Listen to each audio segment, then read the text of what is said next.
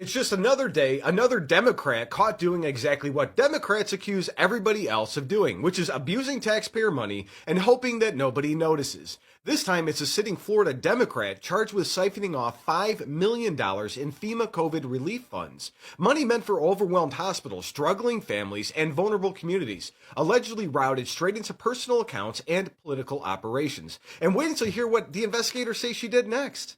Federal prosecutors in Miami say this wasn't a mistake. They say it was a deliberate scheme, money laundering, straw donors, falsified filings, all tied to a Democrat who faces now up to 53 years in prison. And here's a question I want you guys to answer. Should any elected official caught abusing any kind of relief funds, let alone COVID, lose their seat immediately? Let me know your thoughts in the comments, and I say yes, but I want to hear what you guys have to say. Let's go ahead and break this down. So my name's Tom. I'm with the Daily Beltway, and I'm also White House correspondent for the Next News Network. And guys, we are a growing channel, and your likes, comments, and subscriptions help us push back against corrupt politicians who think the rules that just, they don't apply to them. So give us a like, give us a follow, and hit those buttons.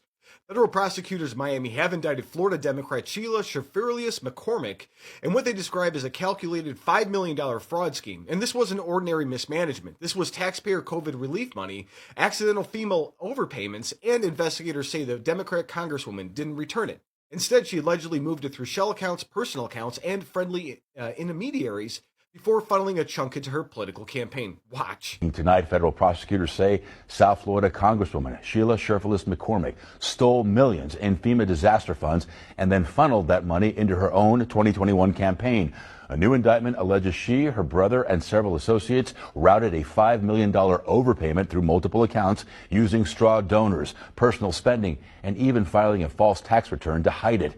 If convicted, Shafirlius McCormick faces up to 53 years in prison.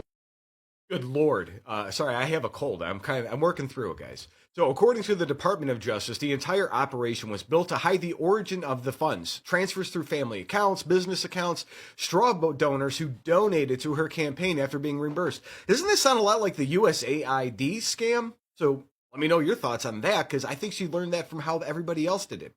Prosecutors say it was all part of a coordinated effort to turn disaster relief into political power. The Democrat Party talks a lot about equity. Meanwhile, federal investigators say one of their own was using pandemic money the way corrupt officials use slush funds. So should a sitting lawmaker be able to hold office while under federal indictment for COVID fraud? Drop your answer below. Let me hear it. So the indictment goes even further. Investigators say political spending was disguised as business deductions, income was hidden, IRS filings were manipulated, and yet the Democrat leadership still tried to downplay the situation until the backlash became too loud to ignore. They quietly removed her from a subcommittee position